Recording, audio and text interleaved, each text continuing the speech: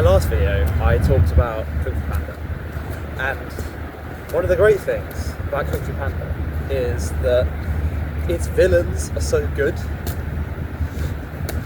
In the first movie, you have Tai Lung. In the second, you have Shen, and in the third, you have Kai. The fourth I haven't watched, so I can't actually say much about that. But the first three, they are what makes the movie so great. It's like, without Tai Lung, Kung Fu Panda would be nowhere near as good. Kung Fu Panda 2 without Shen would be anywhere near as good as it was. And I think that relates to life, because whenever we start something, we always look for it to be perfect, the scenarios to work out the way we want them to be.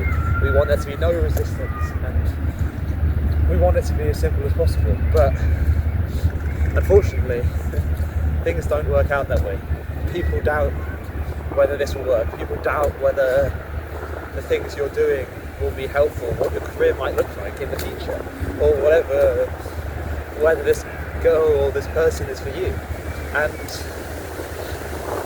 we always complain about that. I mean, I've had lots of resistance with certain things before, and it's painful, it's annoying. It's like, why can't they just follow, and why can't they just agree? But then you realise that it's not a bug, it's a feature. Every great story has to have a villain, because without the villain, it's not a good story. If the hero just won straight from the beginning, is that really very good? Would you watch that movie? No, you probably wouldn't. And negativity has a lot of power. I think we live in a world where there's lots of, it has to be positive vibes, and if everything isn't perfect, then don't be within the relationship, don't take on the challenge, because it just has to be easy.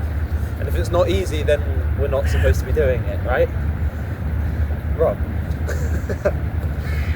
If it's hard, then that's probably a good reason to do it. It doesn't mean that you should do it, always. You should ask the question, is there an easier way to do this? But doing hard things comes with mental benefits that aren't really studied and are hard to scientifically quantify. But having the negativity, having the doubt, that is a lot of energy. The people you see at the top, a lot of them have this negative fuel, whether it's from their parents or they want to prove people wrong. That fuel has energy, and you can reframe the negative to make it useful, because there is so much negativity out there, especially on social media and things like that. People are so willing to hide behind screens and just say whatever the fuck they like. And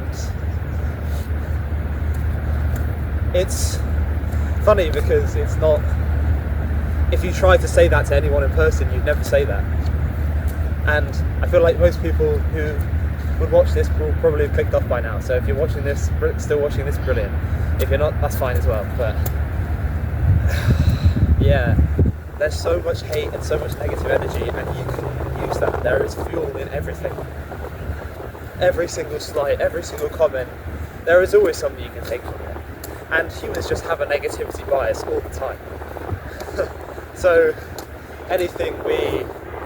the negative will always tend to drown out the positive, unfortunately. Like, you can have 100 brilliant comments, but the negative ones are the ones that will stick out. And sometimes the negative ones, there's truth to them. There's a quote that the insults that hurt the most are the ones with a little bit of truth in them. And I do agree with that. I think when there is truth in the negative, then it's worth using. But you have to discern that from just people saying whatever the fuck they like because they feel like they can get away with it, because then there's no accountability there.